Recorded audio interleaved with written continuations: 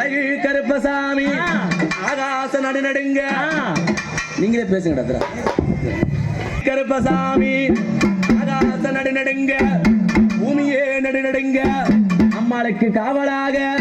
வெள்ளி ஒரு புடியருவா தனிநாட்டு வீச்சருவா அழகு கருப்பசாமி கருப்பனா தேரழகா அப்படியாப்பட்ட தேரழகு அந்த கருப்பசாமி கருப்பு முகமும் கொண்டே வாரா